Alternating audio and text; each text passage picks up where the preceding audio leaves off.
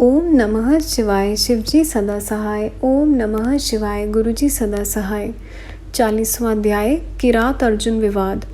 किरात रूपधारी अरु अर्जुन का संवाद दृढ़ प्रतिज्ञा अवलोक कर शिव पाव आह्लाद। नंदीश्वर बोले, हे सर्वज्ञ सनत कुमार। इसी समय शिवजी ने अपने सेवक को भेज मृत शुकर के पास से अपना बाण मंगाया। उधर से अर्जुन भी अपना बाण लेने आए। उसमें उन दोनों का विवाद हो गया। अर्जुन ने गण को तारण कर अपना बाण ले लिया। गण ने कहा, यह दोनों बाण हमारे हैं, इनको छोड़ दो।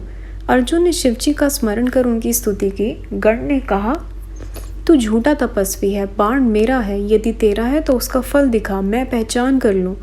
अर्जुन ने कहा, बाण के फल पर मेरा नाम अंकित है, तुझे क्या दिखाऊं? जब तेरा स्वामी आएगा तब उसे ही दिखलाऊंगा। तेरे साथ मेरा युद्ध शोभा नहीं देता। तेरे पास जा,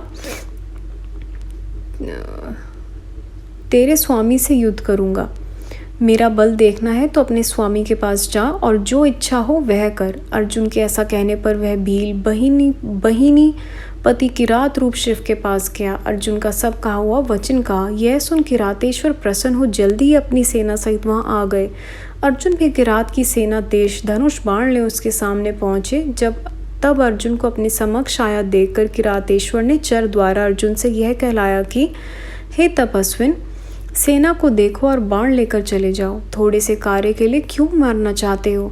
तेरे भाइयों को और विशेषकर तेरी स्त्री को दुख होगा, फिर पृथ्वी कहाँ से पाएगा? ऐसा कहते हुए अर्जुन के रक्षक और उनकी दृढ़ता के परीक्षक परमेश्वर शिव उनके निकट आ गए और विस्तार पूर्वक सब वृतांत वर्णन किया।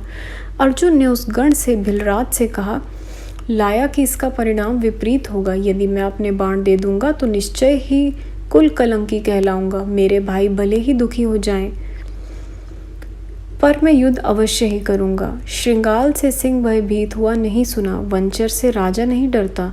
जब अर्जुन वृतांत कहने लगा, यह सुन किरात नामक महादेव अर्जुन के अत्यंत ही निकट आ गए।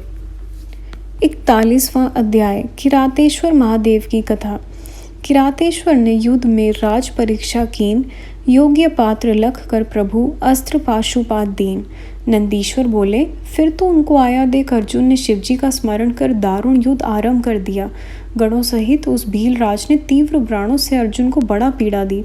अर्जुन अपने स्वामी का स्मरण करने लगा। फिर उनके बाणों को काटते हुए शिवजी पर भी अर्जुन ने अनेकों बाण चलाए, जिस शिवजी ने सहन किया।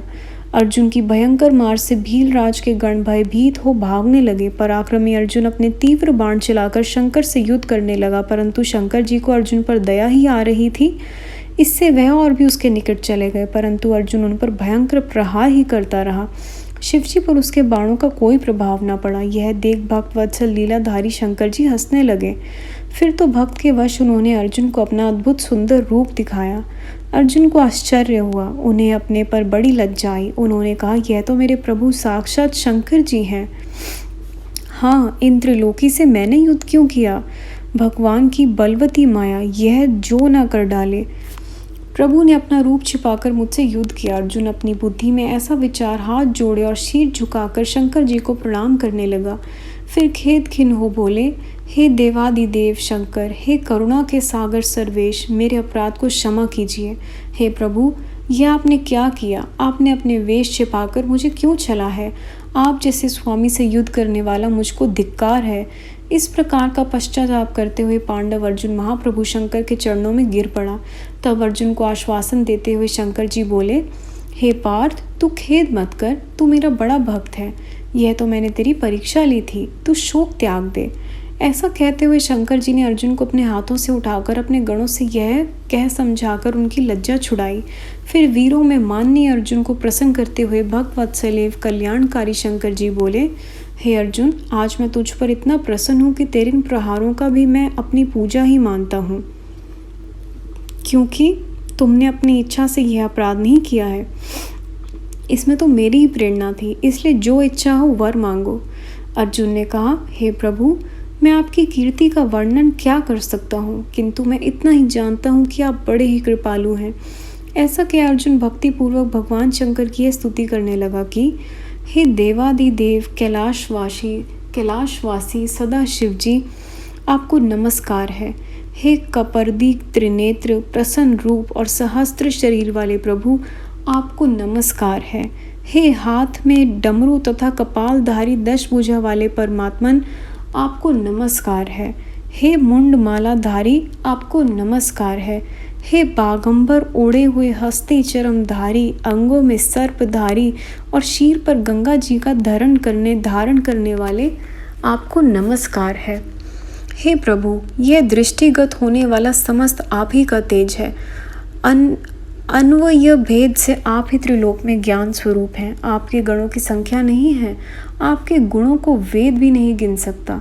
फिर मुझ मूर्ख की तो बुद्धि ही क्या है जो आपके गुण वर्णन कर सकूं। हे महेशान, हे शंकर, मुझ पर कृपा करके शत्रुओं पर विजय प्राप्त करने का वरदान दीजिए। ऐसा कह अर्जुन हाथ जोड़ शीर झुका शंकर जी को नमस्कार कर बैठ गया। स्वामी शंकर ने अपने भक्त पर प्रसन्न हो उसे अपना दुर्जय पाशुपात अस्त्र प्रदान किया और कहा कि इस अस्त्र से तुम्हारी विजय होगी। इसके अतिरिक्त श्री कृष्ण से भी तुम्हारी सहायता करने के लिए कह दूंगा, जिससे मेरे प्रभाव से तू निष्कंटक राज्य करेगा। ऐसा कह शंकर जी अर्जुन के शीर पर हाथ फेरते हुए अर्जुन से नमस्कृत हो अंतर ध्यान हो गए।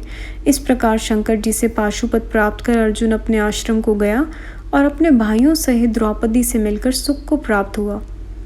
किरात नामक शंकर जी के अवतार की यह कथा संपूर्ण मनोरथों को पूर्ण करने वाली है। यहाँ 88 अवतारों की कथा पूर्ण हुई। संगत जी, यह अध्याय यहाँ समाप्त होता है। गुरु जी, संगत जी, यहाँ तक पढ़ने में कोई भी कैसे भी जाने में भूल हुई हो प्लीज़ माफ़ करिएगा। अगला अध्याय हम अगली वीडियो में सुनेंगे।